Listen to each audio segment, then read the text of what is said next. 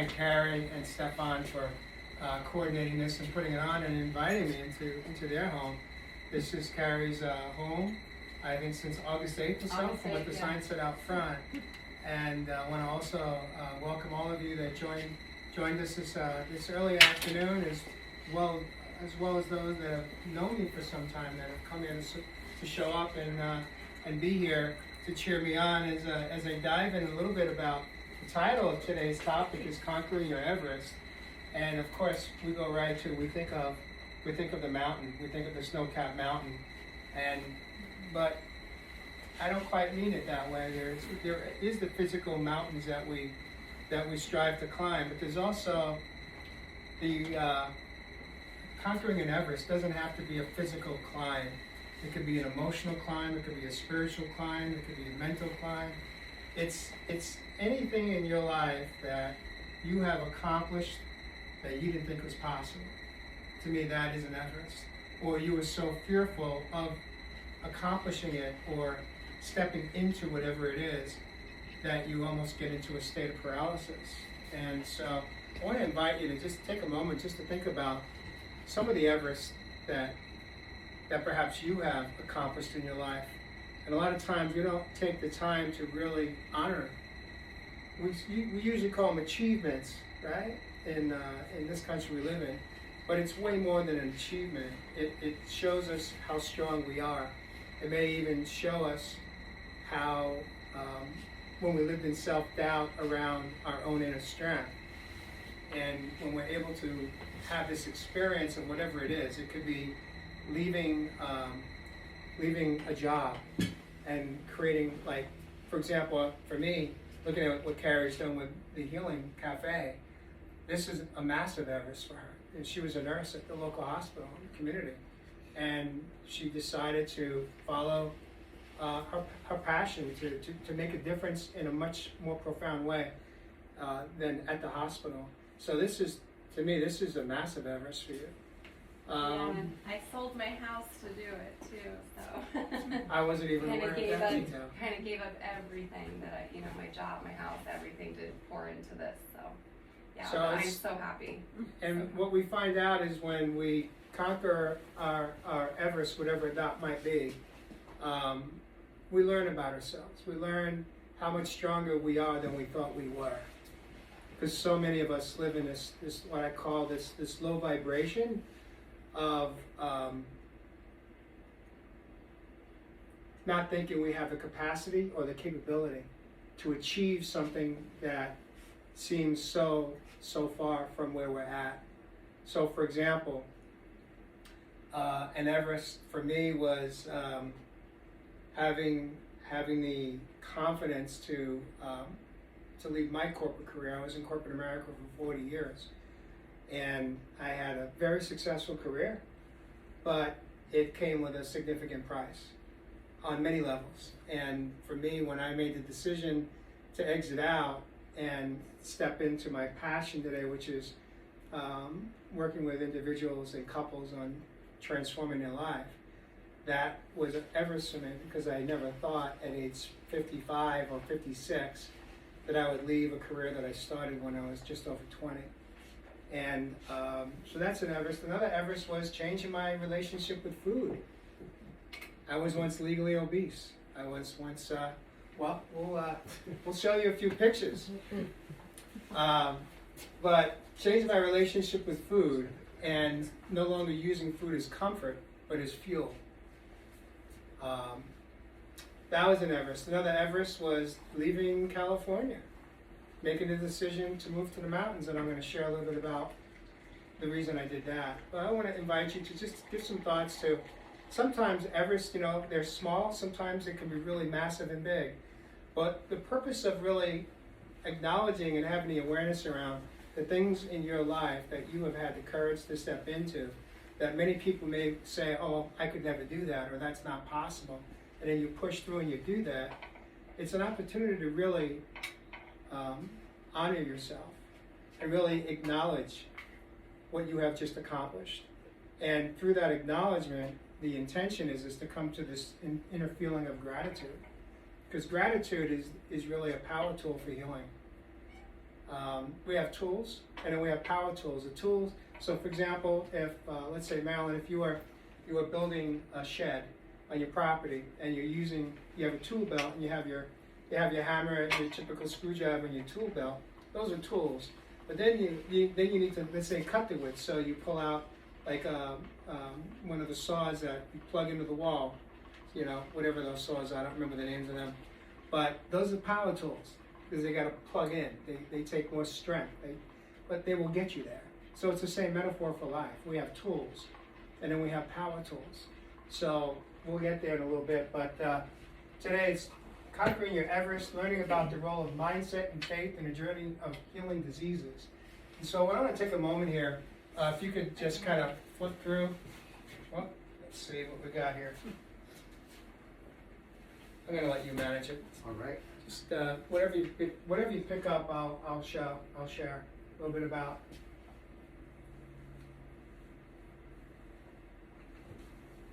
All right, so that was in fact me. That was just 3 weeks ago, but this was not the mountain I was on. This was photoshopped in, but I was at the top of a mountain, and this was this stick I brought in with me today, because this stick for me this is about faith. I decided to go out to a mountain 3 weeks ago, the tallest mountain in Sedona. It's called Mount Wilson. It's at about 7,300 feet elevation, and I was just going out there to assess it because Mary was supposed to do the hike with me on that day, and she backed out to work at the local retreat center in the kitchen. And so I said, you know what? I'm going to go out and assess this trail for next week for us to do it together. And when I got out there, a few things happened.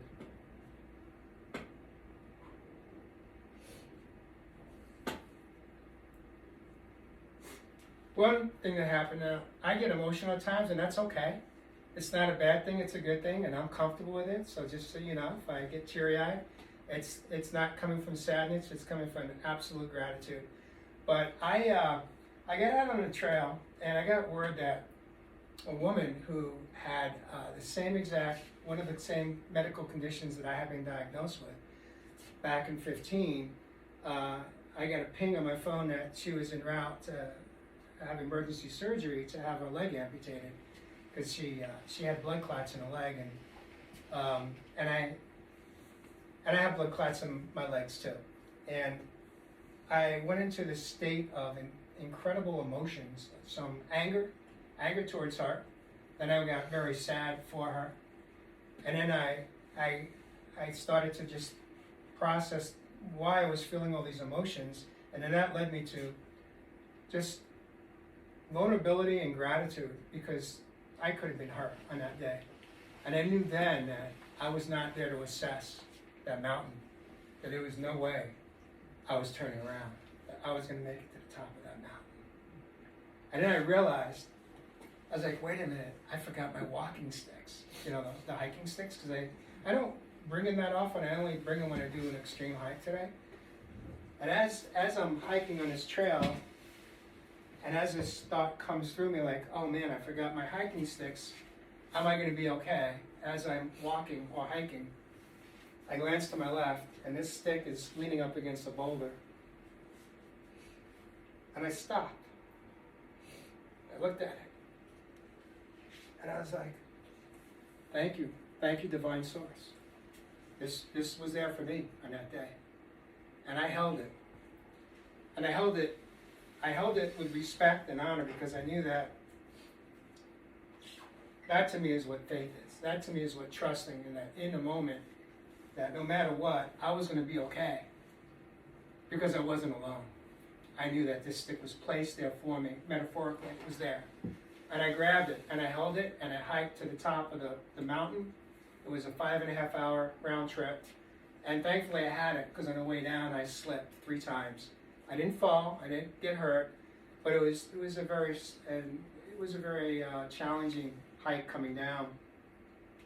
But I tell you what, go ahead and take this to the next slide, wherever that takes us. Absolutely.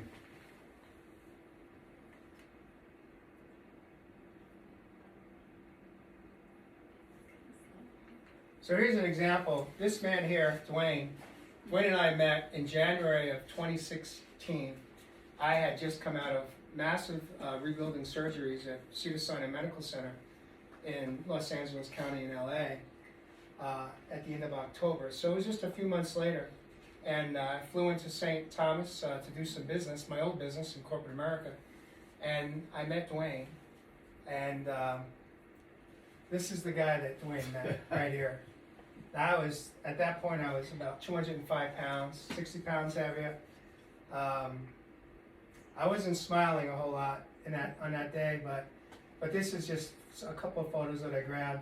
And this was me just 3 weeks ago, Mount Wilson. And this is me at the peak of Mount Wilson. I just set my phone down against the rock and I just did a selfie. But I invited Dwayne to come here today because Dwayne left the Virgin Islands and moved to the Valley area, and I invited him to come today because he was a huge part of my early healing journey. And so I want to bring you back just to a moment in that time. As I mentioned, I spent my career in corporate America. I was a typical family man living the American dream. I had a wife, I had 3 sons, I had the home, the cars, had a very successful career that led to senior management. I made it to a senior vice president role of a multi-million-dollar company in Long Beach, California. I had it all, but inside I felt lonely and detached, and I was not happy. And what ended up happening for me was that along the way I picked up addictions that did not include alcohol and drugs, but I had 5 of my own addictions, and they had impacted my health as well as how I took care of myself or didn't take care of myself.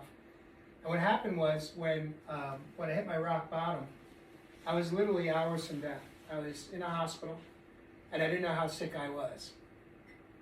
But at that point, I also was an atheist because I had left my faith when I was 14. I was a very self-controlled man and didn't have room for God or relationship with a being greater than myself, power greater than myself. And when I was in the hospital, I began to have what some refer to as a spiritual awakening. And a few things came through for me over that week where they did some work, my RCA for my heart, they added a 3rd or 4th stent. My left iliac was 90% blocked in the leg, so they stented my left leg. My right iliac was 99% blocked. They felt they couldn't save it, so they did what's called a femoral bypass deep in my lower abdomen to fuel blood into my right leg. And during that week's time in the hospital, I had a few things that came forward for me. One was that I started to hear things or understand things that I never had heard before, or if they were being said, I wasn't hearing them, I wasn't paying attention. But they would come from within. And the first thing that I heard was that I had less than a year to live. If I didn't change anything in my life, and I just went home and recovered from the surgeries, and I went back to my daily routines, doing what I did, I had less than a year to live. The other message that I received was that I knew the man I had become, and I hated everything about myself. And I knew that if I didn't metaphorically die, give myself permission to die, so that I could rebirth myself, that I wasn't going to make it. But in order for me to rebirth, I had no idea what that looked like. But that one message that I got where it said, I hated myself, but I also knew I had no idea who I was, because I had lost myself as a husband, as a father, as an employer, as an employee, as a son, as a sibling, as a friend. I had no idea who I was. So, for example, Mary, if you said to me, what's your favorite music genre? What do you like to listen to? Back then, I couldn't tell you what my ex-wife liked or what my sons liked, because I turned off my dial. I turned my dial off so that they could listen to their music. If you said to me, Trevor, what's your favorite color? I could tell you what my oldest son's favorite color was. It was purple. Was it mine? Maybe it was. Maybe it wasn't. I like purple today. But I had no idea. I had lost my own identity. And I was 54 years old, and my life was out of control, and my health was crashing. my health was, I was pretty much done. And what I realized in that moment was that in order for me to not only survive, but thrive in my life, I had to be willing, I had to surrender. And the most important factor in surrender was fear. You know, I was a very fearful man, but I hid it behind a suit and tie and behind the false illusion of power that I was living in, but it really wasn't healthy power, it was just a false illusion of power. What I realized is that underneath all of that false sense of self was a very fearful man. I was fearful of everything. But what I was most fearful of was not being loved. Sound familiar? Right? And so I realized that in order for me to save my own life, I needed to surrender and basically understand that my mindset was hijacked. My mindset was compromised because of the childhood I had, the home I grew up in, the belief systems that I learned at church, I learned at temple, I learned in my home, I learned at school, I learned on the playground. And my belief systems were just, I realized that everything that I thought was the truth of my life was a lie. And everything that I thought was a lie, in fact, may be the truth. And so began my personal healing journey. And a huge part of it was that I began to accept that my mindset was jacked. My mindset was hijacked. My mindset was always coming from a place of lack because of my upbringing and what I was taught in my home. And when I was finally willing to surrender and say these words, I don't know. You'd ask me a question instead of me always feeling a need to have the answer, because especially coming from sales and marketing, that was going to show you that I'm intelligent. And today, I'm okay to say, you ask me a question, I'm at peace to say, you know what, I don't really know. Because at the end of the day, how important is it that we do know? What's important is that we know who we are. What's important is that we know how to take care of ourselves. But that was an area where I lacked. I didn't know how. And so here's another shot of me. I'll go back there. This was the first Everest. Mary actually and I climbed this mountain back in March 28th of just a year and a half or so ago. Sorry. March 28th, Mary and I hiked the third highest mountain range in Sedona called Thunder Mountain. It's known as, the legal name is Capitol Butte. That was a little bit lower, about 6,200 elevation, but way more strenuous, way more fun and challenging. We had to do a lot of rock scrambling. It's not a marked trail to get up to the top. So you're having to learn how to tap into your gut or intuition to know what to do. Now keep in mind that, well, I'm going to take you back, 2018, Mary and I had come off of our first trip to Arizona, and we were here for 5 weeks, and we did 15 hikes in the dead of summer, July, over 5 weeks. And we only did a few up in Sedona. The rest of them were right here in Scottsdale and Phoenix. And on our drive back to LA, Mary said to me, I think I'm ready to leave LA. And I said to her, really? And she said, yeah, it's 25 years, I'm ready. I was there 15. I was like, Mary, I don't know I can do that, because I just spent the last 3 years doing a lot of my healing work along the shoreline. We lived in Huntington Beach. And I said, it's going to take me some time to, I don't even know if I can connect with God or Source in the mountains like I do at the ocean. That was me being honest, right? So we come home, and a week later, I go for semi-annual testing to see how my blood's flowing due to the condition that I had, a red blood clotting disorder that I was diagnosed with. That was one of 9 medical conditions. And I went in for the test, and the radiologist doing the testing, whatever, says to me, we have a massive problem here. Your bypass for your leg is 100% occluded, meaning it's blocked. There's no blood flow. You have no arteries left in your leg that are open. including the bypass. And I said to him, that's impossible. He said, why is that? I said, well, because I just came off of 15 hikes. How is that possible? And he said, well, I'm gonna talk to the doc, my vascular surgeon. They kept me and they did some extra testing that day. And what they determined was 8 months earlier when I got tested, they just found 2 new blood vessels that were not there 8 months earlier. And they looked at me and said, what have you done? How have you done this? And I was like, well, ironically, 8 months ago when you tested me and it was open, about a week or 2 before or after, I had been introduced to Dr. Joe Dispenza. You may be familiar with Dr. Joe. But I didn't meet him physically. I met him through a film called The Heal documentary that was released in 2017. And I heard his story of how he self-healed 6 broken vertebrae. And he did that because he was about to have surgery to put, they call these Harrington rods in his spine to straighten out, because he was paralyzed. He was in John Hopkins? No?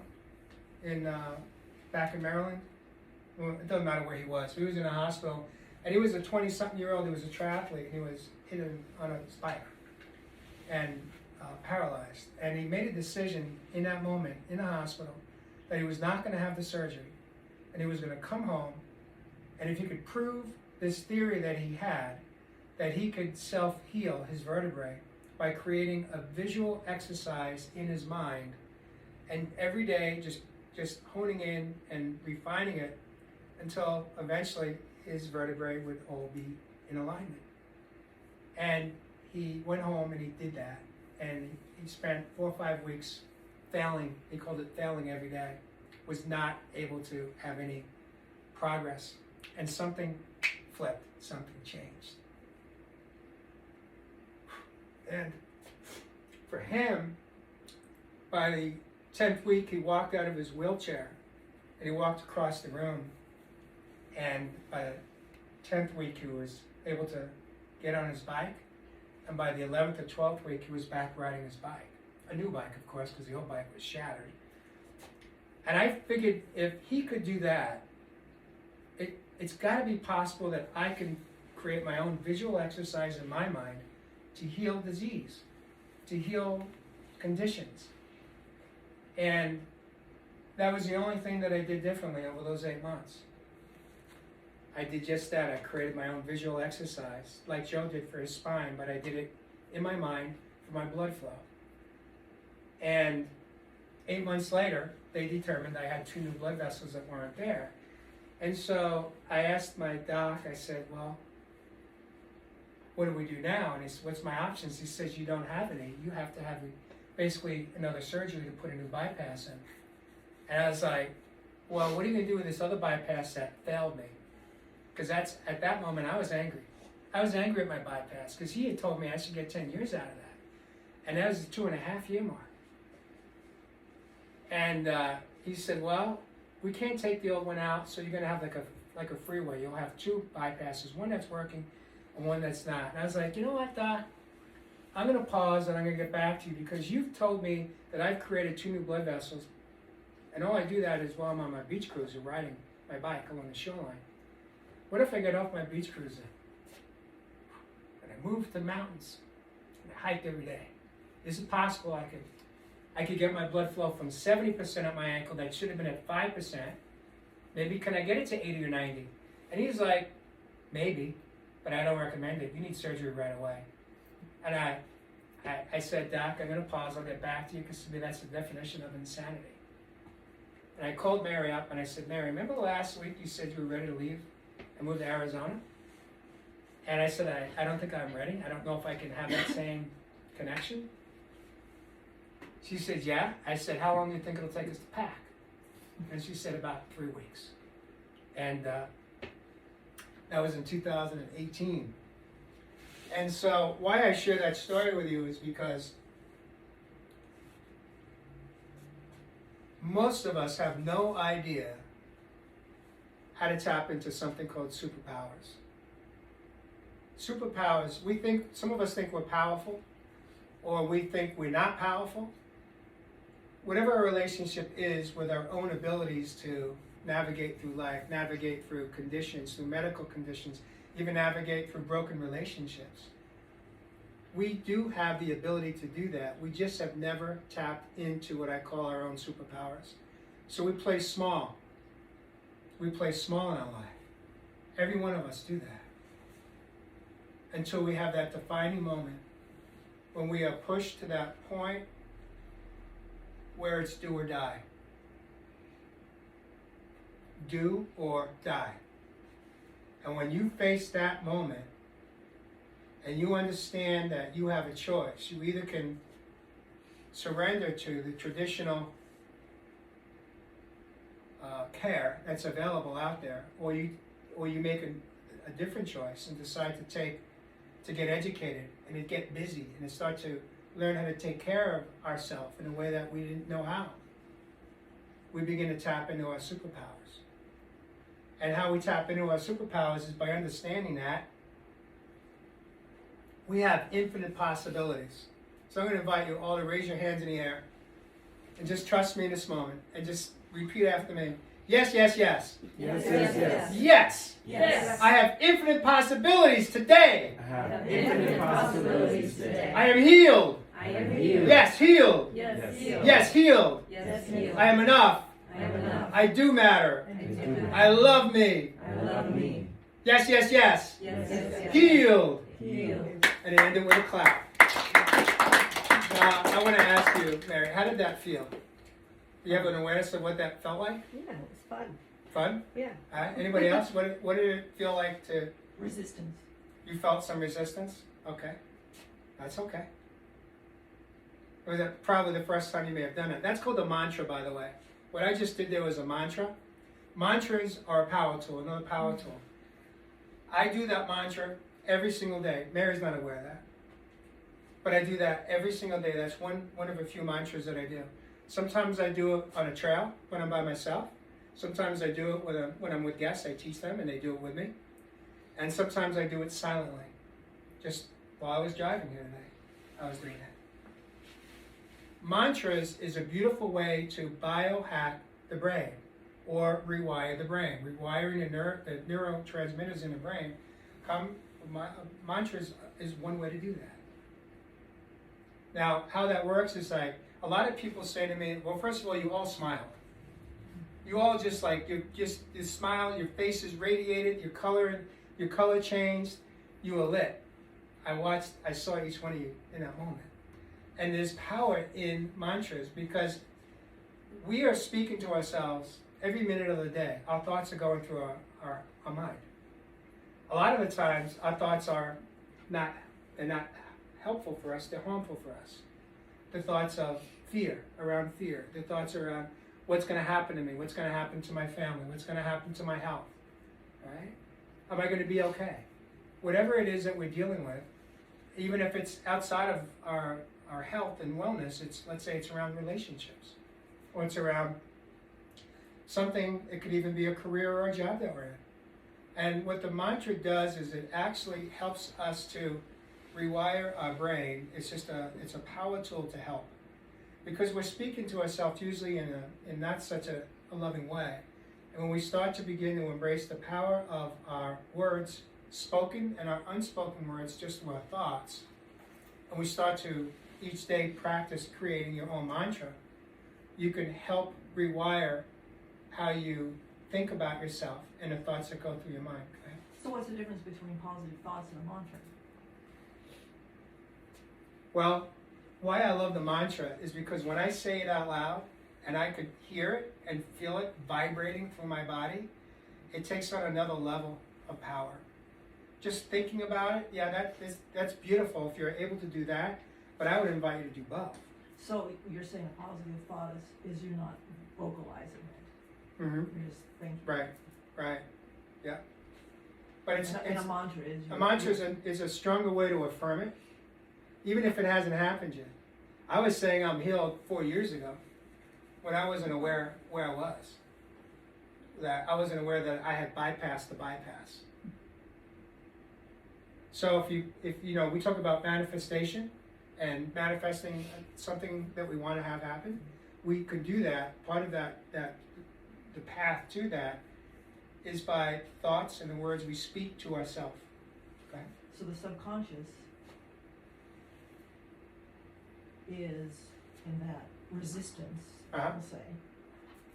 But when you speak it aloud, because if you're not speaking it loud, then you're not really, that's the positive thought. Yeah.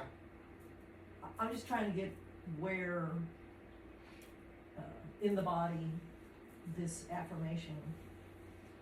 When I say it out loud, it goes everywhere. There's not a part of my body where it misses. It's there. Okay.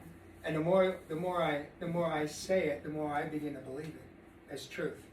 So then you override subconscious. Right. Yeah. Exactly. That's one way to put it. Does that make sense? Any questions on the mantra? Or mantras? Another one is faith over fear. There many times I find myself in years past, even in the early years of the healing journey, I would be I go into thoughts around fear. You know, well, what if I leave my wife? I was married for 30 years. What if I leave my corporate role? All of the what ifs. What will happen? And what I realized is that I was just trying to control all my outcomes. But I wasn't living in faith. I had no faith. And I understood then that if I wanted to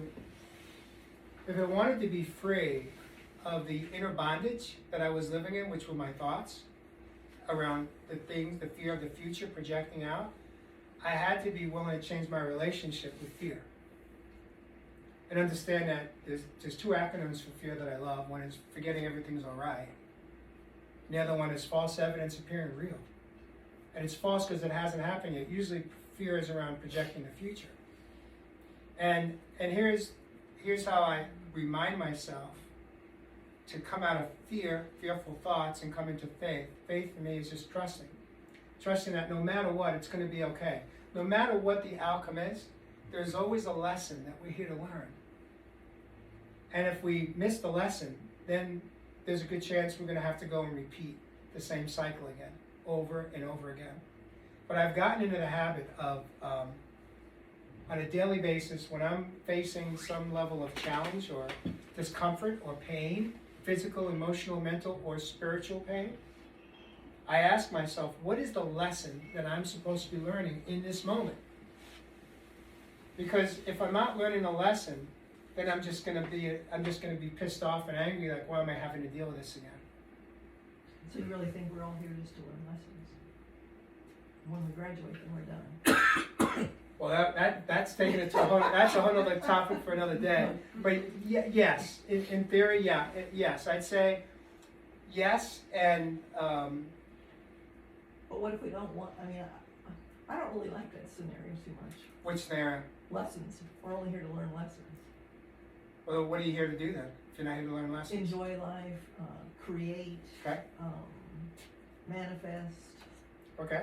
I don't like the hard road, I want the high road. But is that high road realistic? Sure. Okay. And you keep doing what you're doing, and if that's working for you, that's great. But here's why the lessons for me, why I embrace the lessons as part of the journey and the principles that I teach today, is because if we're not learning the lessons, we're going to keep repeating the same patterns. They may come out differently. So, for example, Well, it's called karma. okay, yeah. And if you're talking about, let's say, we keep seeking relationship with someone outside of ourselves, a partner, let's say, a companion. The names may change, the body styles may change, but we start to see over time, if you're paying attention, there's patterns that have played out that we keep attracting a similar type of person. That's because that's what we're resonating at. Okay, correct. But at the same time, if we don't take the time to pause and really look into why am I attracting this same type of person? So that's what you're calling the lesson. That's what I'm calling the lesson. So once it's awareness, the lesson is awareness. Maybe I just don't like your term lesson. Yeah, okay. I like Maybe that goes back to your grade school days. And that's okay. But for me, the awareness, there's four A's I talk about. There's the awareness is the first A. The second A is acceptance. The third A is accountability. And the fourth A is the power tool, is action. Our life won't change until we step into action. And that's one of the challenges we have in health and wellness, in medicine in this country today, is that we believe that knowledge is power. So we keep going, we keep getting smarter. We take the next course, we go to the next retreat, we read the next book, we watch the next podcast. We get more and more knowledge and information. But until we take actually action steps to implement some of the teachings that we've learned, we're just smarter. But it doesn't mean that we're healthier. It doesn't mean that we feel better about our life. It doesn't mean that we're okay. Well, you have to actualize what you've learned. Right, there's the action. But many of us don't do that. Many of us just keep going and getting smarter. But we're not actually taking daily steps to implement changes in our life. Why? For different reasons. Some of us don't think we can. Some of us feel stuck. Some of us feel paralyzed. So you could change. You don't have to use the word lesson. You could use whatever feels comfortable for you. For me, I'm okay with the word lesson. But the lessons for me is really where once I understand the lesson,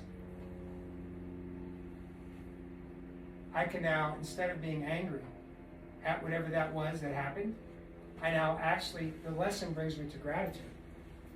Because once I understand why I had to go through that, and I get it, I'm like, oh my God, now I got it. And that literally brings me to another power tool, word called gratitude. And learning how to really tap into gratitude on a daily basis is a powerful mindset change.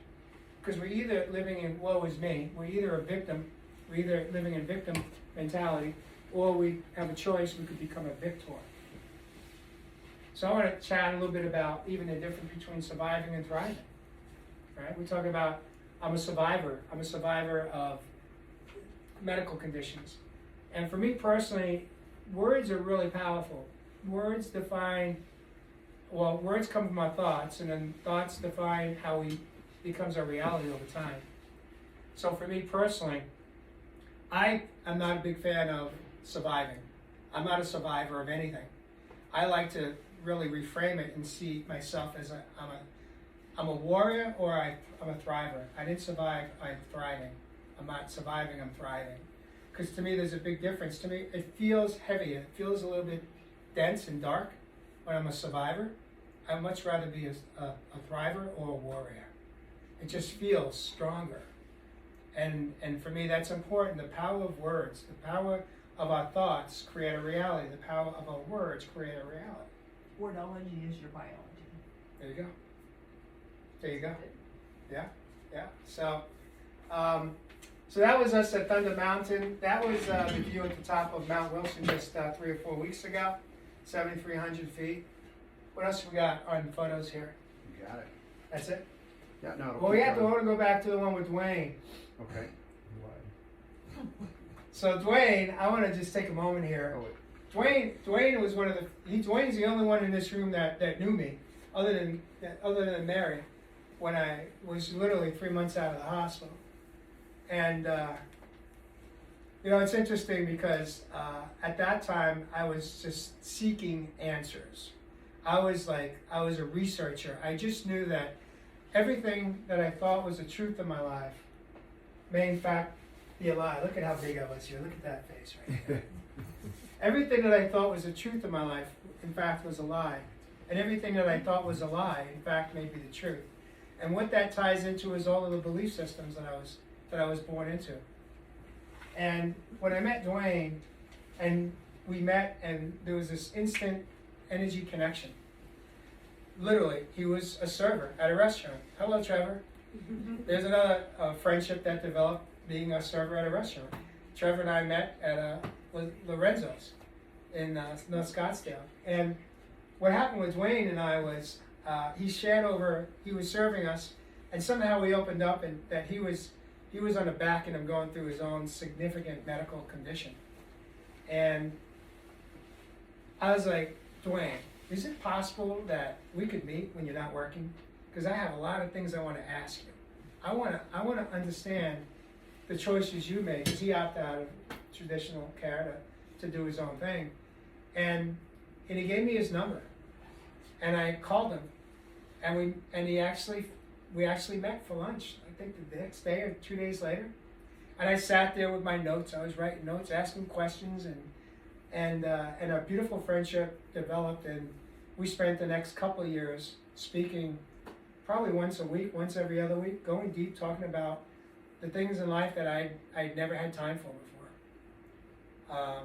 And he was so grateful for you, because you're a huge part of my healing journey, especially early on. And so, you have to be open. You have to be open for infinite possibilities, as we said earlier, infinite possibilities. If you don't believe it's possible, then who is? When Western medicine looked at my records, my file is about this thick. I don't know how thick some of yours are in this room, but it was thick. And metaphorically speaking, on the outside of my file, it had my name, and below it, in a big red, at an angle, it said "complicated case" stamped on the outside of the file. And every time I'd see the doctor or a doctor, I'd basically come away feeling frustrated and feeling angry. And I'd always hear them say, you're a complicated case. And what I came to learn, at least how I interpreted that when I took a new language on complicated cases, was that what was complicated was that they just didn't understand how to treat me. They didn't understand how I was able to do what I was doing, because that's just not where they come from. That's not their education. And so I had to do some forgiveness around that. I had to do some forgiveness eventually around acceptance. That it's not because I was a complicated case, it's because they were limited. They're limited in what they know and how to treat certain medical conditions.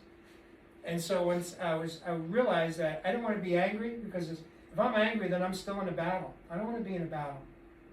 I want to come from love, even for the conditions that came into my body, and understanding that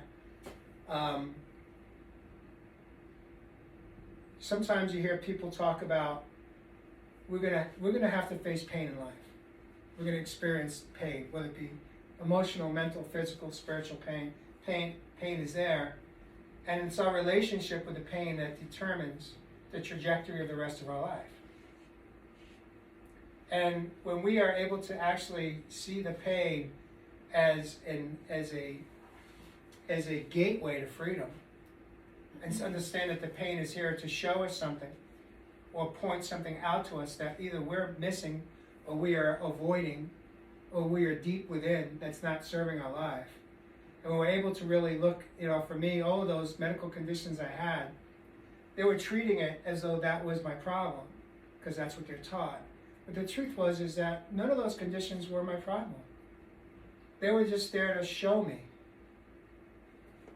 They were there to show me that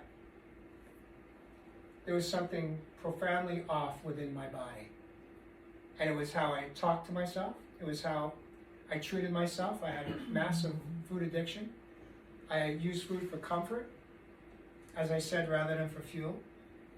And I was in the restaurant industry, so I was addicted to the fast food. That was the industry I was in.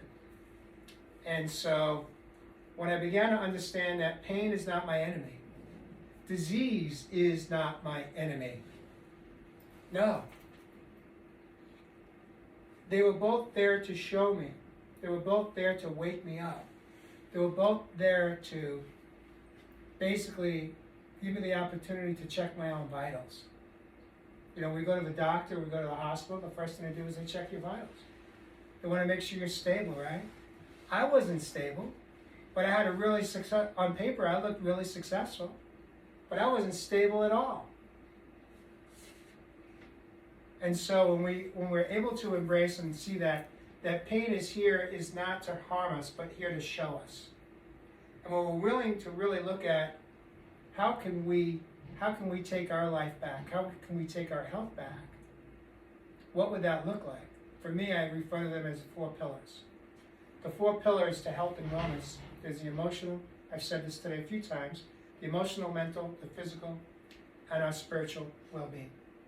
And what happens in this country, many times we focus on one area. We'll focus on the emotional, we'll focus on the physical. But we don't focus on all four at the same time because it feels overwhelming.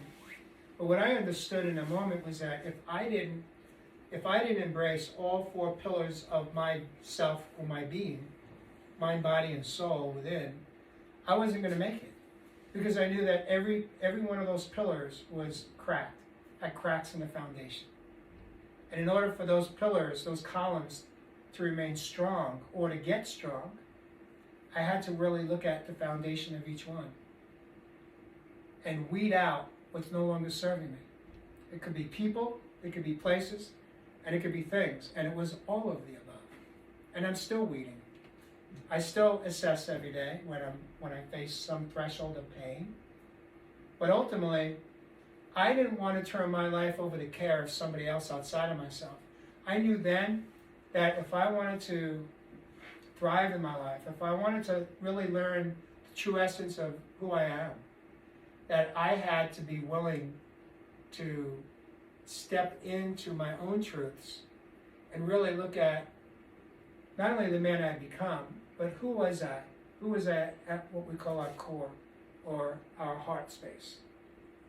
And really start to get to know that person and understand that that person didn't make those choices that he made because he was a bad man. He didn't make those choices because he was a jerk. He made those choices, and speaking about me, because I wasn't well. I wasn't okay. And when I was willing to accept that as my truth, instead of living in it, I decided to rise above it and begin to conquer my own Everest. And so I want to open it up to you guys to ask me, my relationship with faith, how I manage that today, I do want to say this before I open it up, is that for me, is that I had mentioned to you that I was very self-controlled. I had left my faith when I was 14.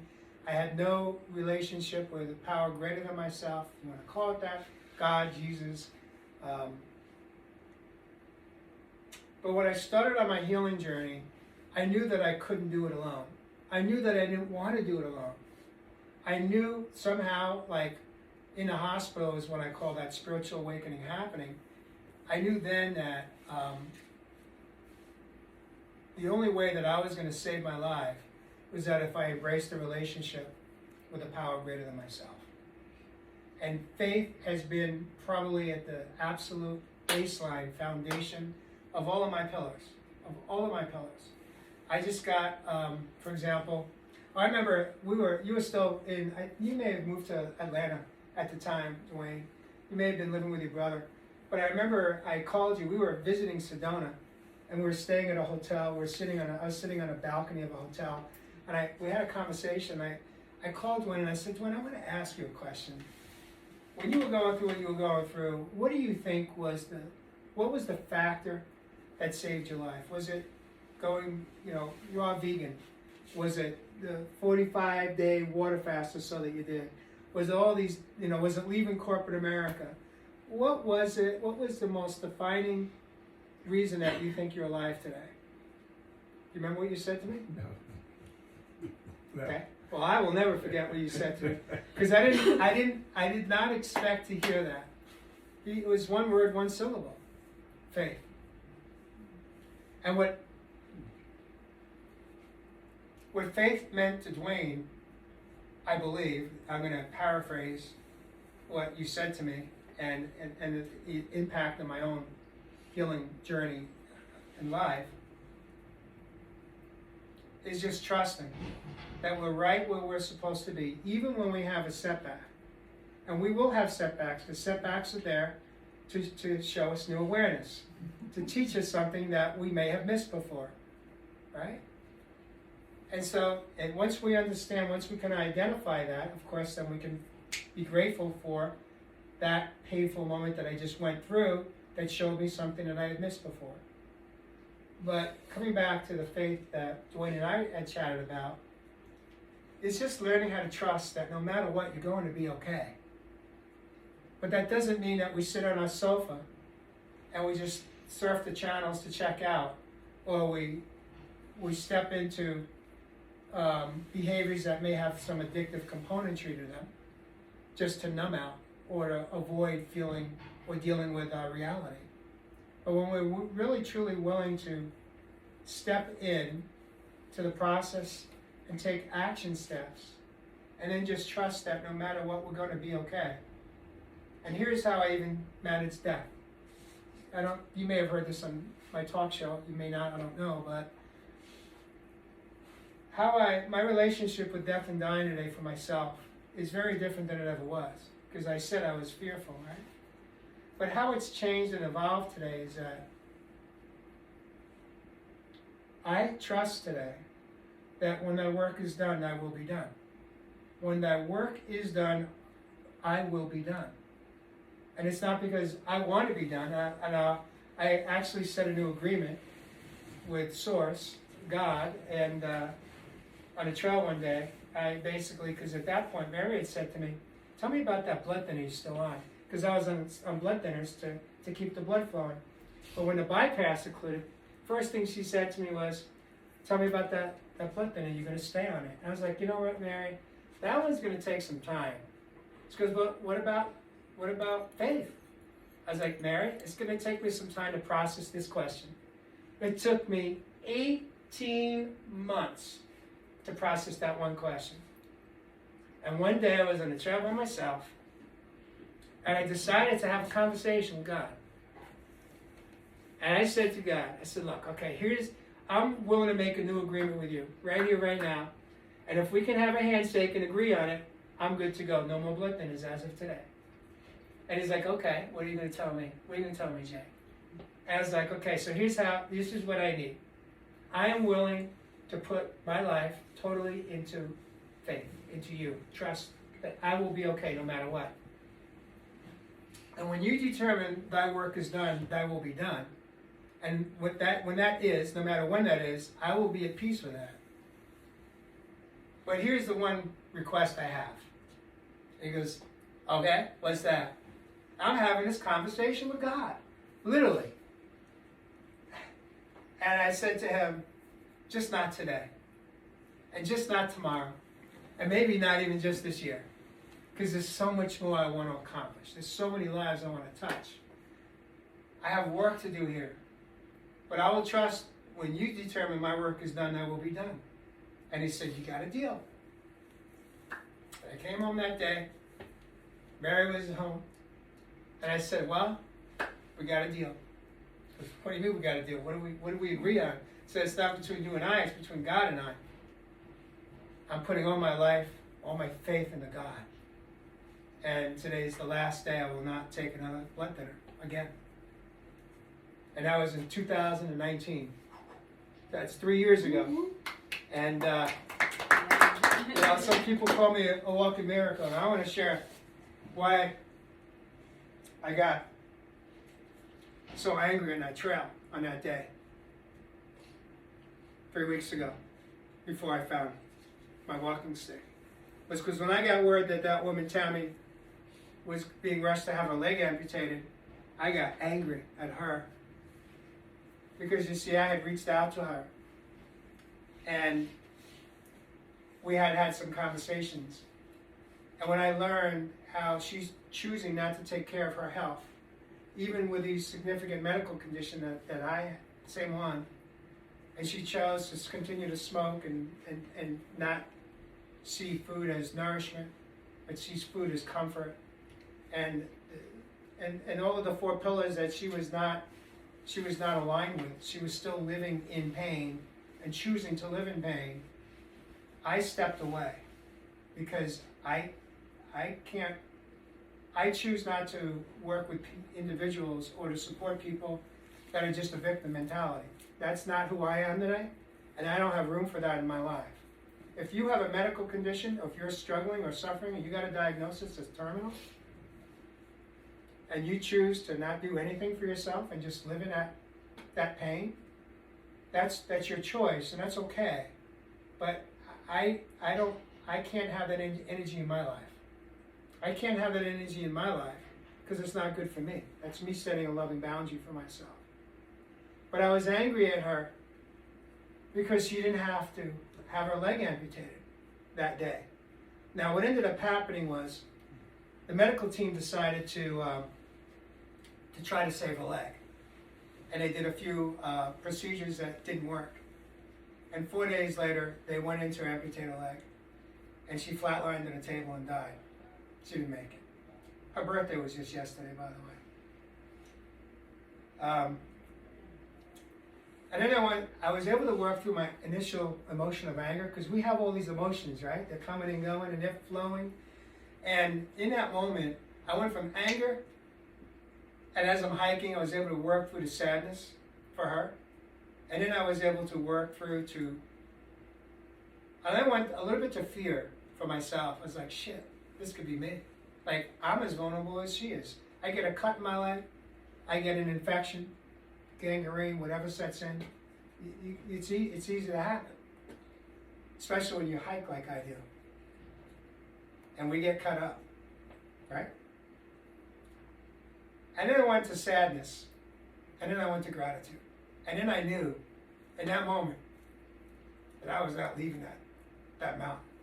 I wasn't going to leave that mountain until I was okay that day. I had a lot to work through that day. But you know what? I showed up. And on that day, I grew up.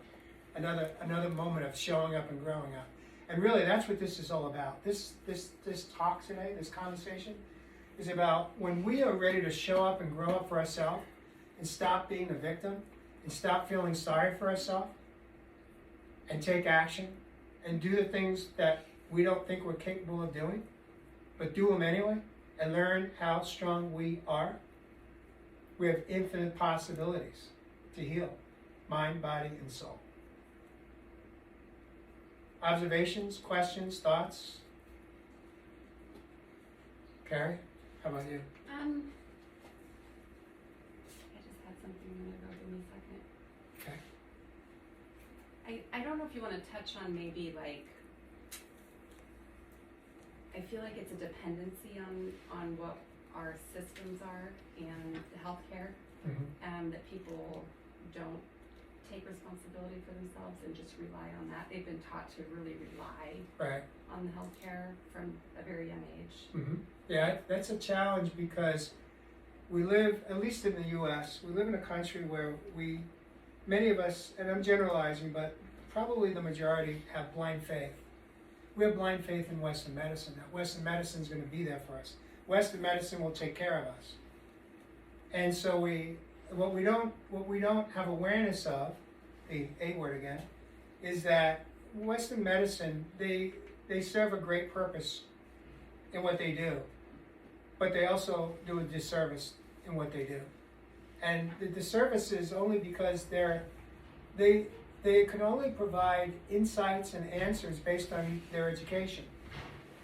And their education is limited. Their education is limited to what the programs are at school. And so, therefore, many of us, including every one of my family members except for Mary, they live in blind faith in Western medicine. They choose to live in that rabbit hole or in that hamster wheel. And basically, the challenge of Western medicine with the 9 conditions that I was diagnosed with is that they didn't have solutions. They only had Band-Aids, meaning all they gave me was pharmaceuticals. And when I asked one doctor, tell me about nutrition, what should I do with that? He said, well, just eat the Mediterranean diet. That was, of course, the cardiologist. And I don't do the Mediterranean diet today. I do mostly plant-based. I do a little bit of seafood because of Mary's business. She's a chef, and when they pick seafood, we do wild-caught seafood, not farm-raised. But did I answer your question as far as, it's just understanding. As far as just realizing that we have ultimate responsibility for our health. There you go. And we don't give it to another entity. We give our power away to Western medicine, thinking that they're going to take care of us. And unfortunately, they have limitations to what they can do. And ultimately, when we take back our control of our health, which is what I've described and what I've shared with you today, that's when we have infinite possibilities to change the trajectory of our life. I mentioned to Carrie, I was introduced to a gentleman out of Canada. He was diagnosed with MS when he was 19. And he's now in his mid-40s. I think he's just turned 45 or so. His name is Matthew Embry. And you see, he was born into a family that was right on time because his father was a research scientist at the time. And his dad decided to do a lot of research to understand the disease of MS. And through his dad's research capabilities, because of his own training, he was able to come up with a protocol for his son so that his son's MS would not become a debilitating disease. And today, Matthew, he is a philanthropist, if I may call him that. He did a documentary called Living Proof, and he's right now just wrapping up Living Proof 2. It's a documentary on how to put off MS from showing symptoms. Now his body still says he's got MS, but he has 0 symptoms. And he's done that because he took back control of his health and wellness, and he didn't just have blind faith in Canadian medicine, but instead he uses nutrition, which is a power tool. He uses movement. I didn't say it's exercise; it's movement. I don't like to exercise because I don't want to be in a gym with other people. I want to be outdoors, even if it's just moving, walking. You don't have to hike. You don't have to climb Everest. Just move, walk. Even move inside your home. Learning how to change your relationship with your thoughts, how to be a positive thought thinker rather than a negative thought thinker. Right? So, basically, from what you just said about the MS person, his consciousness is that he really doesn't have MS. His consciousness is that he's a healthy being and he can do whatever he chooses to do. Now his body is not saying that, because it's still in him. It's in him, but I don't know if you can touch maybe a little on ego and past trauma. okay. Because I think that can kind of tie into some of this, because I've been very frustrated because I feel like I've done so much work, and I've listened to Jay and Mary like every week for years, and like I've just really worked on myself so much, and it would still come back. I would still get a bad skin. It would still come back. It would still grow a little bit. And all that's telling me is that there's still unresolved past traumas. Yes.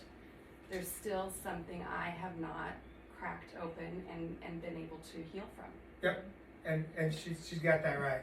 So is that your conscious mind is not comprehending that you truly are in charge of yourself? Could be. Yeah. Oh, it's just a belief system. We don't know what we don't know.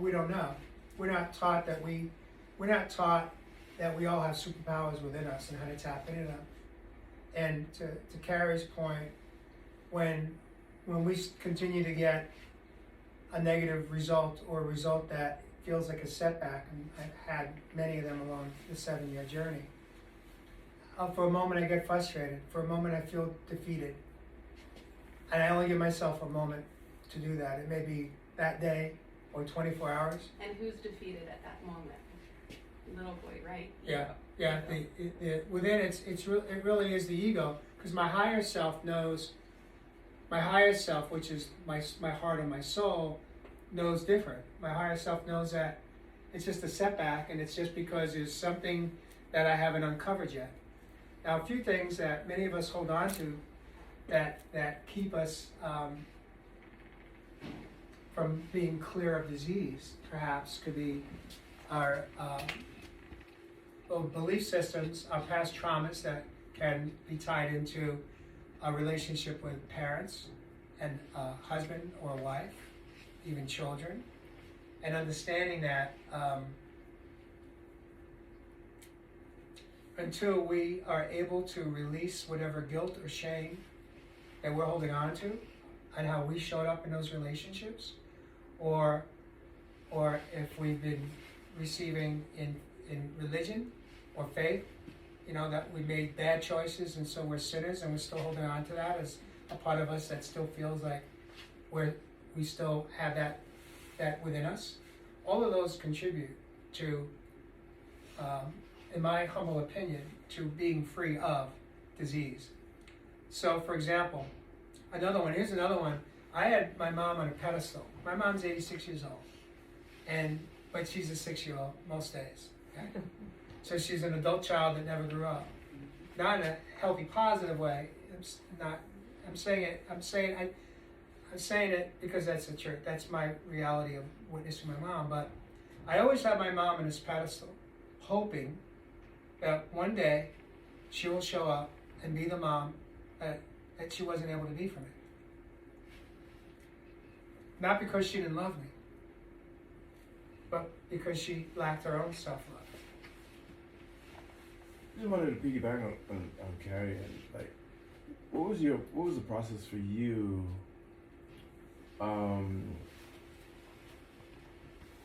And I'm sure it's for a lot of people, moving away from the belief of conventional approach to ailments to the alternative of faith. What was the process for you moving from one aspect of mindset to the other?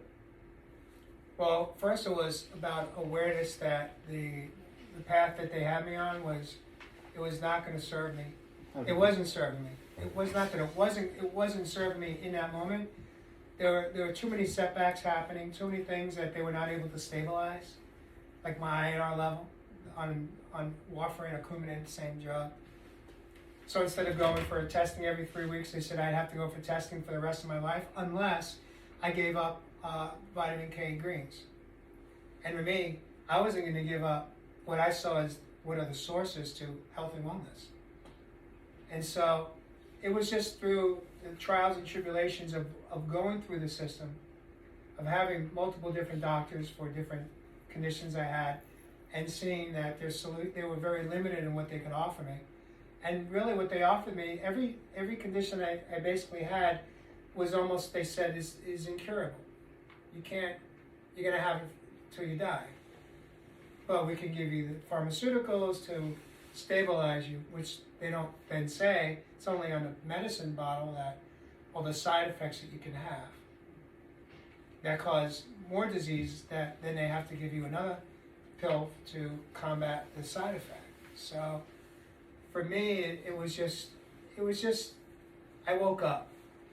I literally woke up. I was going to say, so much of disease is in here, between here. Yep. And that's what my kind of awakening was, to realize that I don't want to even live if I'm going to be just infected up here all the time and have these negative thoughts and feel like I'm dying and feel like my cancer is this and cancer that, cancer. And so I realized the only way I'm going to have any quality of life at this point was to work on that. The mindset. Yeah. And that's a full-time job, because the mind's going 24/7. Even when we're sleeping, you wake up in the middle of the night and you already have a thought, right? Like, where'd that come from? We're always going. Yeah. So part of it's realizing what's ego talking to you versus your higher self too. Right. And trying to learn how to differentiate those voices in your head. Yep. And when you can differentiate those voices, then you can stop ego and look at it and ask what's going on and see what needs resolved. Right, so how I ask there's 4 or 5 questions I'll ask when I realize I'm in a pattern, a thought loop of something that's not serving me. First question maybe is this good for me? The second question is, how important is it? The third question is, how old am I feeling right now? To identify, is this thought coming from my younger self? Is it my 6-year-old? Is it my 16-year-old? Is it my 26-year-old? The fourth question is, what's my motive? Why am I in this thought pattern? And then the fifth question, which could be the most important question to ask, is it true? Whatever that thought is that's passing through. And what Carrie's really tying in right now is I talk about there's 3 parts of ourself. We call it me, myself, and I. So just in this moment, if we look at the me as the inner child that I thought either died or grew up when I became an adult, and I didn't realize that he was showing up very often on a daily basis, and he was making a lot of decisions for me as the adult self. that younger self within. And then the I is the ego, and then the myself is, let's say, my higher self. And when we're willing to embrace the principle around the foundation of living that, my role today is to manage my ego and to manage that little boy inside that is impatient, that gets frustrated, that gets angry, that gets hungry, wants to have an emotional meltdown on occasion, and learn how to parent him. Compassion. And learn how to also parent the ego. Because you see, ego is developed on average between 6 and 8 years of age. And the ego's got one role, and that's to protect the child. The challenge with our ego is that by nature, ego is lazy. If your ego is putting in a GPS system how to get to Sedona or how to get to Flagstaff, and GPS comes up with 2 different routes to take, which route do you think ego will want to take? Easiest. The quickest route, right? Right. The shortest route. Easiest. Ego's not interested in the journey. Ego just wants to get you to destination. That's why ego's best solutions a lot of times ends up leaning into addiction type of behaviors or choices. Because ego's all about comfort and not feeling pain. So ego will justify a choice for me to go have a very unhealthy meal for dinner that I used to love. That would be ego making that choice. For me to either reward me for a great day or to appease me for a sad day. Either way, I'm celebrating or I'm feeling bad, ego's going to make an unhealthy choice for food. I still have to manage that ego and his choice around nutrition. And I also know that when I'm having an emotional meltdown or I'm frustrated or I'm bored, most likely it's my younger self. It's that 6-year-old boy inside. And how we get to change our relationship with all 3 parts of ourselves is when we are willing to understand that those 3 parts of us are alive and within us. And it's our responsibility, if we want to change the trajectory of the rest of our life, that we change it by changing who shows up and makes the decisions for ourselves on a daily basis. Is it my ego? Is it little JJ? Or is it my higher self? Now, it's okay to let the little kid come out and play. Believe me, I did that. I've done that on every trail I go on. Even when I'm walking through or hiking through, dealing with whatever that Everest is that I'm climbing. There are days where I realize that I'm really feeling playful. I'm like, who's this? Who's showing up right now? And I know it's my younger self. So it's really just being more a conscious observer, becoming a conscious observer. Having compassion. And compassion for yourself, and empathy, and patience. Because when we get impatient, that's our inner child. It's not our higher self that's impatient, it's our younger self. How does that relate to our condition, which you just speak about? Coming into the place where you're exercising patience, you're exercising faith.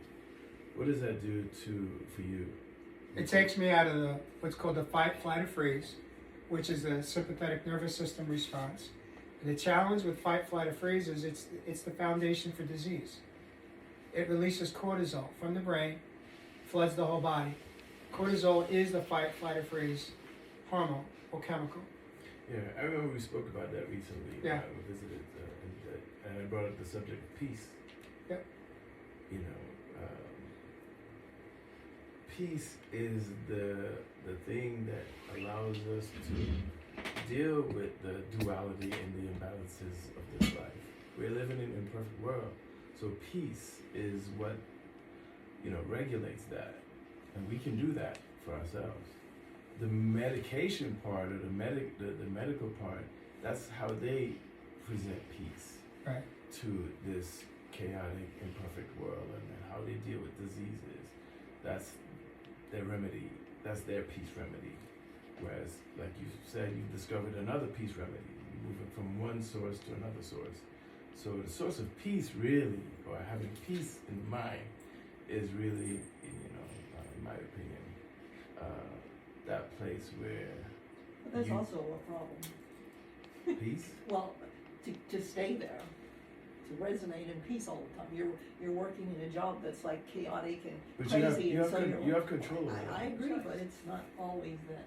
easily. Right? No, no one says it's No, easy. we didn't say, it's, you know, you've heard me on my show say it's simple, not easy. Yeah. It's simple, but it's not easy because life shows up. But then we get to make a choice which Well, part it's of our intention. ourself is going to show up. And when if a job is chaos, and if a job is toxic environment, at some point we have a choice. We can say, is this good for me? One of the 4 questions. Is it good for me? How important is it? What's my motive? Why am I staying in this environment? Is this all I think I'm worthy of? Am I worthy of more? And that environment's not going to change. What's going to change is your relationship with that environment. And how we change that is by becoming more of the conscious observer and not being sucked into the vortex of that environment. By changing how we take care of ourselves if we choose to stay in that environment. But really where we were going with this as well is that when we're in fight, flight, or freeze, we're releasing cortisol, which is the hormone that is the gateway to disease. And right after cortisol, we have the other hormone that drops in, which is adrenaline. And those two keep us in the sympathetic nervous system response, which is a precursor to disease. The alternative is when we drop into a hard space, and that is more around the parasympathetic nervous system response, which, you know, could be oxytocin. Oxytocin doesn't just come from sex. It can come from a hug. Just hugging someone, we could feel love, And when you smile. right? So oxytocin, dopamine is another one. I mean, there's so many other hormones that come through in the parasympathetic nervous system. The idea of that is that we want to come into the state of calm, serenity, peace. And when we have peace, all of that leads to freedom within. But it takes a conscious effort every single day to show up for yourself and learn how to treat yourself in a way that perhaps we haven't done that before because we didn't know what we didn't know.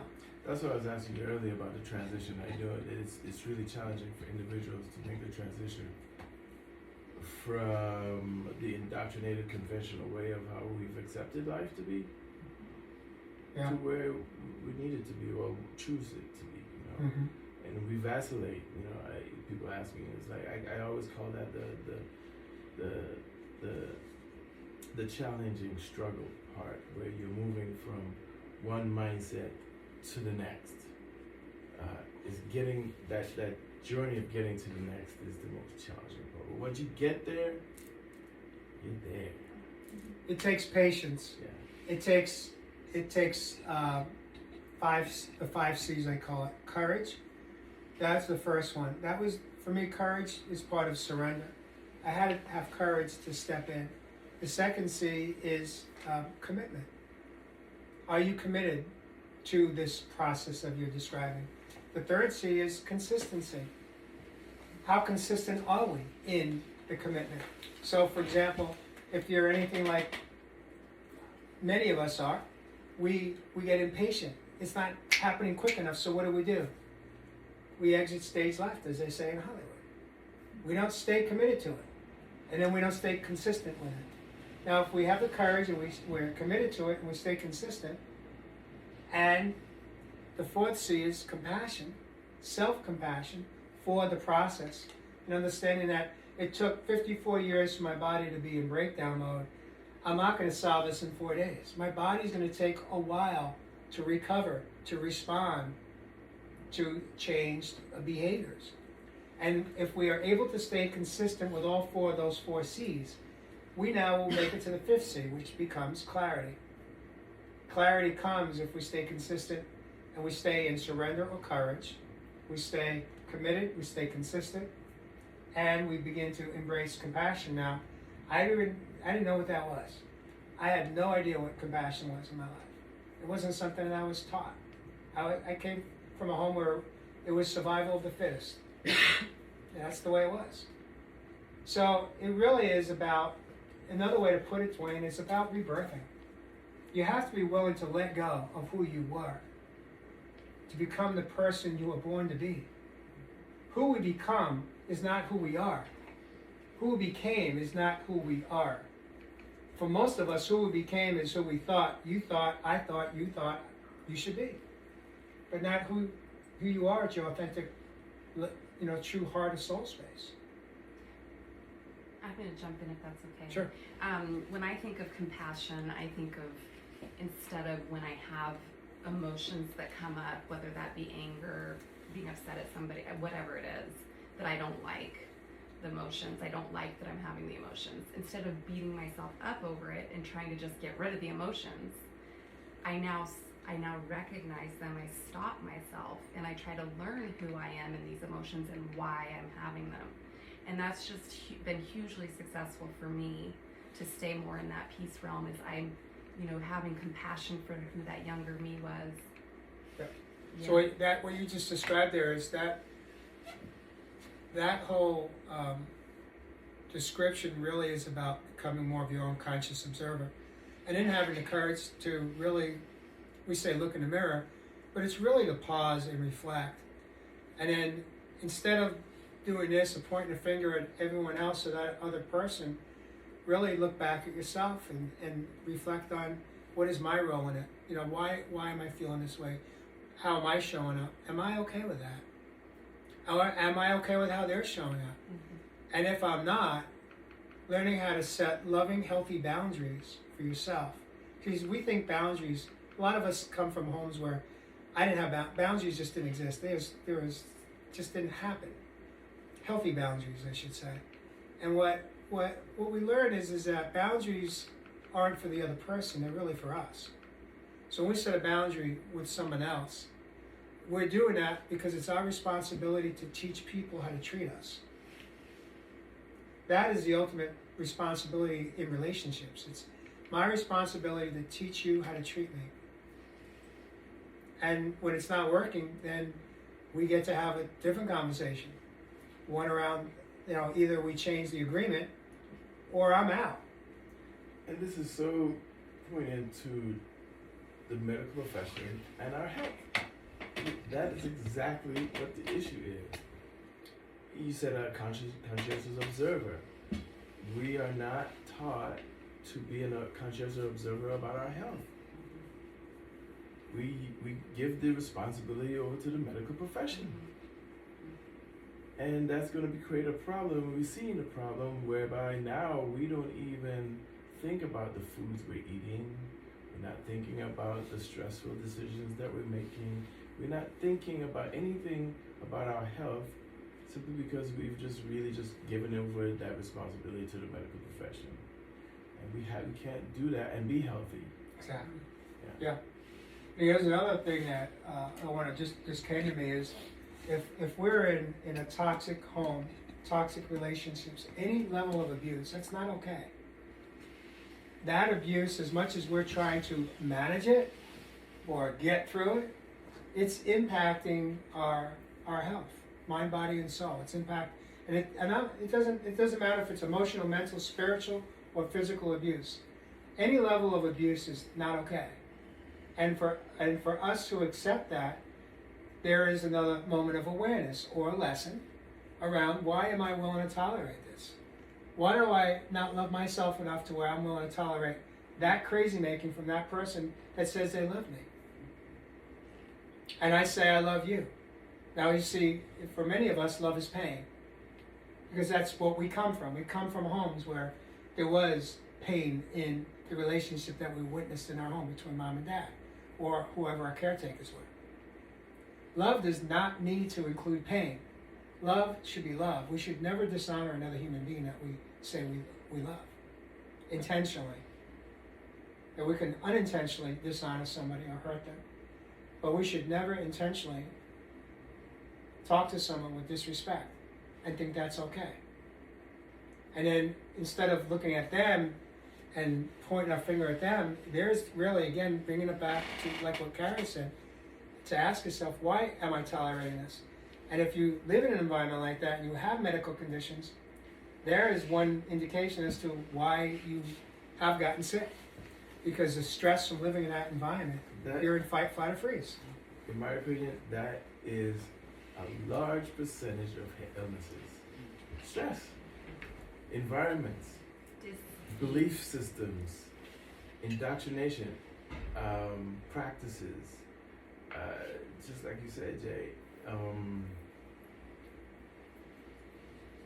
we just not paying attention. And I piggyback on what you're saying. And Jay, you know, not all diseases are not all diseases are non-infectious. So non-infectious diseases are diseases of the lifestyle.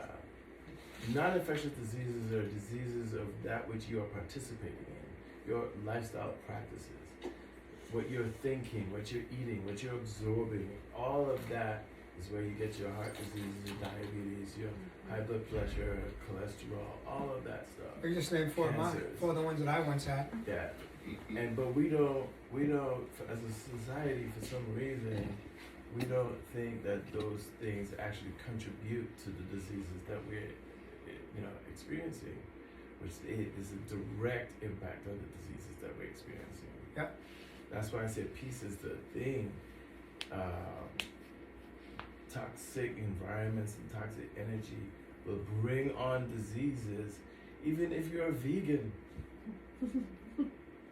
Even if you're a vegan, even if you're eating healthy, if you still have stress and toxic thoughts and character issues and issues with other people and issues with relationships, you're gonna get sick at some point. It's not a question of if, it's just a question of when.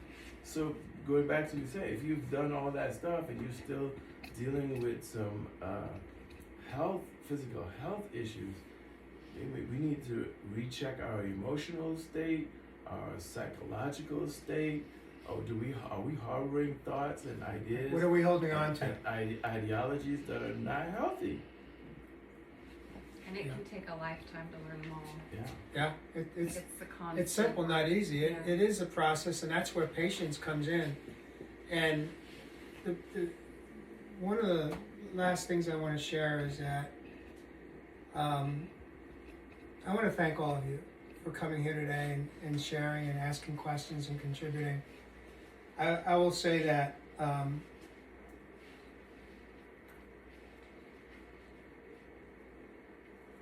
most of us play small when it comes to our health and wellness. We have no idea how strong we are.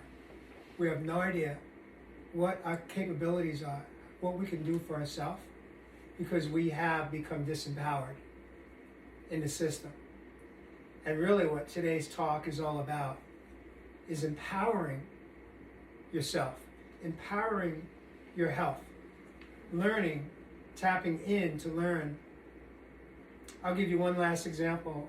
5 years ago, we were in Santa Cruz, California. Mary surprised me for our anniversary and did what's called an aerial adventure, where you're high above, you're in a forest, and they have these rope challenges. And we did that 5 years ago, and she just surprised me at the end of October. There's a rope challenge up in Flagstaff at Fort Tuthill. And so she surprised me, and we went back, not back, but we went to this other one. Now, I'm 61 years old today, and I was shocked. Not today, it's not my birthday, but this year I'm 61. I was blown away. 5 years later, how much stronger I was, how much less fear I had, how much further I went, and we had a handicap. It was a day after a massive snowstorm hit Flagstaff. So the entire adventure was snow this thick. And we didn't have snow boots on, so of course we got cold. We figured it out about halfway through. We took a break, we went back and we went and bought some. They had these, Mary found these warmers that you put, so we put them into our socks, got rid of my frozen toes. We were able to continue. My point being is that the average person 5 years later, being a 55-year-old or a 56-year-old and then a 61-year-old, would have actually most likely seen a decline in their ability to conquer that Everest. That was an Everest for me. 5 years ago, that was not an easy thing for me to do. I was scared. I didn't like PE in school. I didn't like doing the rope climbings and all that. And here we are doing it. And then the last thing that I had to do was what's called a free fall, where you literally walk out the plank. There's this plank and this tree, and you walk out and then you free fall and you drop down, not knowing where you're going to drop and where you're dropping into. And I was scared. And I was so scared. I remember Mary went first that day. She just took off and went. I was like, and now I'm next. I'm looking at the line behind me, and the line's getting longer and longer, and I'm standing, and the guy's coaching me on. Like, come on, you can do it, you can do it. I'm like, just give me a minute. It felt like 5 hours. And I said, do you mind, can I just take a peek down? I want to see what's down. And he says, okay. So I held onto the tree trunk. And as I glanced down, there's Mary at the bottom. She's got her phone like this. She's recording me, who hasn't jumped yet. That felt like 5 hours. And she said, you got this. And I pulled back. And then I was like, oh, shit. I can't let her down. Like, I'm the man here, right? Ego. I'm the guy here. She blew me away. How am I going to do this?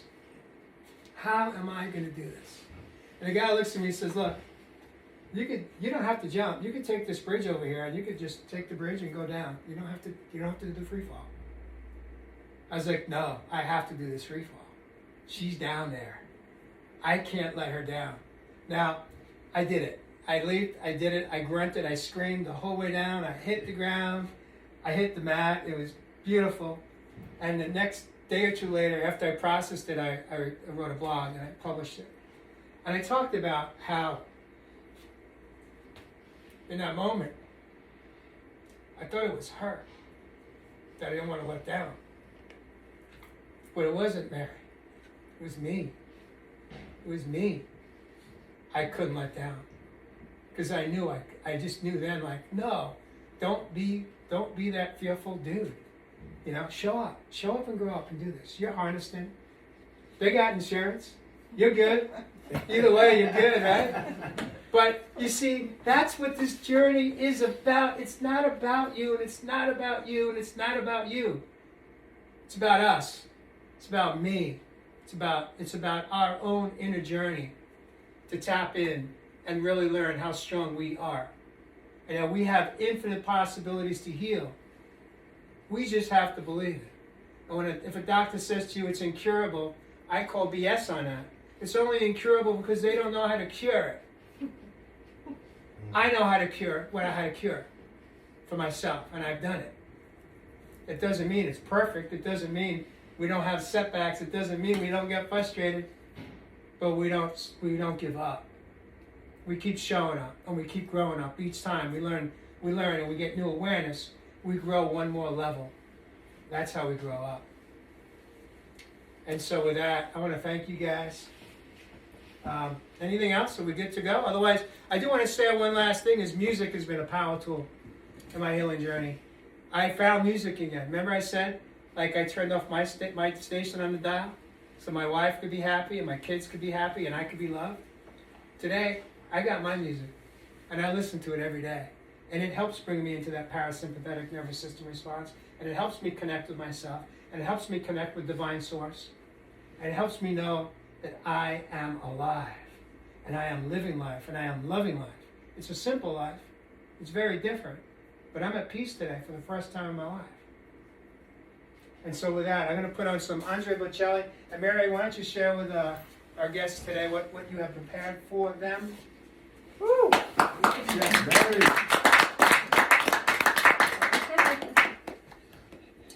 Now, if I could plate like you, No, that. I would have a restaurant, 5-star restaurant. This is a avocado chocolate mousse. There is no sugar in here. There is a little bit of monk fruit. And this is a superfood blissful ball. It basically has seeds in it. It has